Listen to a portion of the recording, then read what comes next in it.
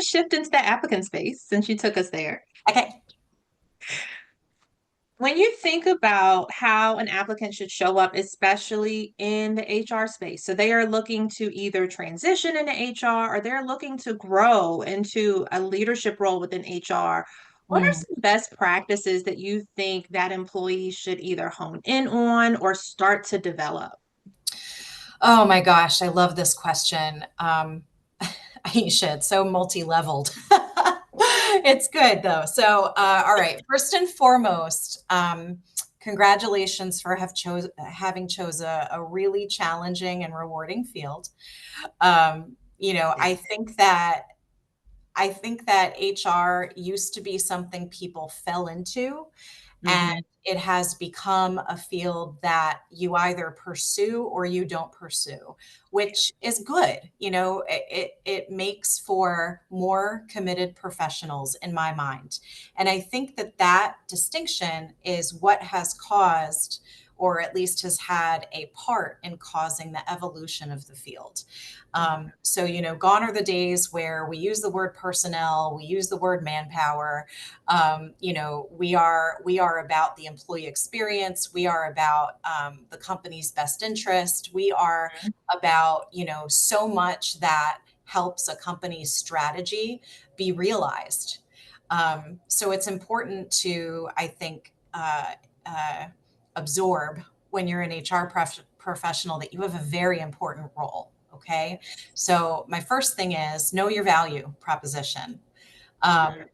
Be ready to articulate what your capabilities are, how you want to drive strategic outcomes, things that you're very focused on. What is your passion? So if your passion is, DEI initiatives, if your passion is a really sound and standardized talent acquisition process, if your talent or if your passion is improved retention, lowering turnover, scaled HR systems, technology, figure out what that looks like for you, and make it your goal to become a subject matter expert.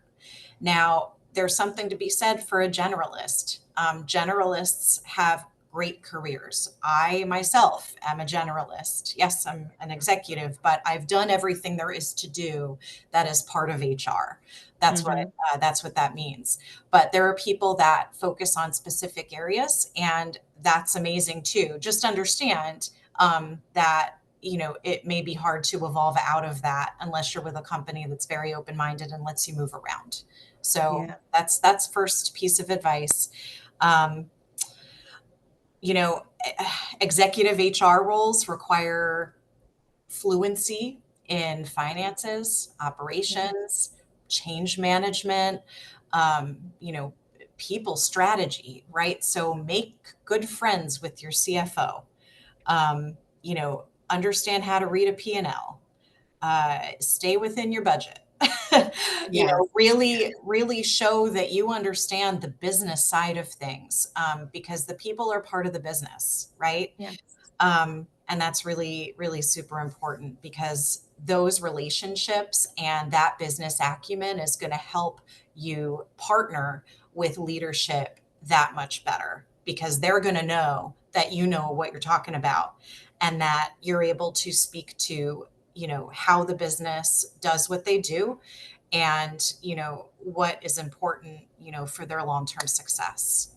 Yeah, for the organization. I think I joke sometimes, not think, I do joke sometimes and say, we know that HR is a non-revenue generating department. Oh, However, the reality is, though, we are the ones that are focused on bringing the people in that are contributing to the revenue. So, in alignment with what you just said, being in this HR space, it is important to understand the organizational strategic plan so that you mhm. can talk the talk to be able to do all of those different things.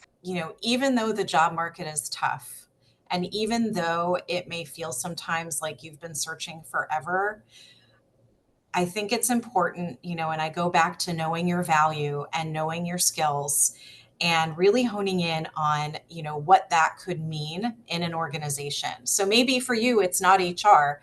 and maybe it is, but maybe it's a specific area of HR. You know, if you're really good at connecting people and you're organized and you love variety in your day, maybe recruitment is your focus. If you Hmm. love technology and you know a lot about the space and maybe you build apps in your spare time, maybe HR tech is something you should explore. But, Hmm. you know, really understand who you are and what you're good at, and, you know, go from there and, you know, choosing your career. Accepting the first thing that's offered to you is not the best strategy for success. Yeah. So hopefully that helps. Does that answer your question? Yeah, absolutely. And I think we do. And sometimes as women, we take what's given. We don't always know when to sit back and to pause and wait for the opportunity that is truly ours. Mhm. Sometimes as women, the negotiation piece. So a position is offered and we just take a salary knowing your value is not just the value add that you bring to the table, but is also the value in your paycheck. Mhm. So I think those things align as well. And then I think also another piece, and we've kind of talked about it a little bit today as well, is understanding that HR, so to your point, from just personnel, what it used to be referenced into HR, but now there's another kind of, I say umbrella, which is people operations. So to Mhm. that point, like some folks may not be the benefits and comp person, but you are the people person. So that is, the recruitment side, that is the L&D side. So there's a whole nother side to HR that people need to really understand to learn where do you really fall and Mhm. bring in value. You a little bit though. So let's talk about when we think about the applicant side of things, the candidate side of things, taking on or applying for an HR position at a leadership or executive level. What are some things that you did that really helped you to prepare for the application process, interview process, really help you to show up for an HR position at that level? Oh gosh. Well, um, I would say about midway through my career, I was in shadows of my prior leaders. Not that that was a bad thing. It's just that I was doing HR the way they did it. Hmm. And I wanted to do it the way I would do it. So Hmm. I started you know, really exploring what resonated with me, you know, in my career, the things that I'd done that really worked well, the relationships I made in the companies I worked in that were the most successful, and true bonds, you know what I mean? And, you know, how could I replicate that? And the answer kind of smacked me in the face one day, to be honest. And the answer was to be myself and not to conform to what the company's idea of HR should be, because you can change that. And if you can't, you're not in the right company. So, and I'll use my current situation as an example. You know, I had been an HR executive in prior companies, but I had kind of adjusted my style to what I thought maybe the CEO would want or the industry dictated or what have you. When I interviewed here, I was completely myself. And, Hmm. um, you know, I felt very comfortable with that. And obviously they felt comfortable enough with me to bring me in. Hmm. And Hmm. I'm happy to say things are going very well so far. I really enjoy the environment. The people are great.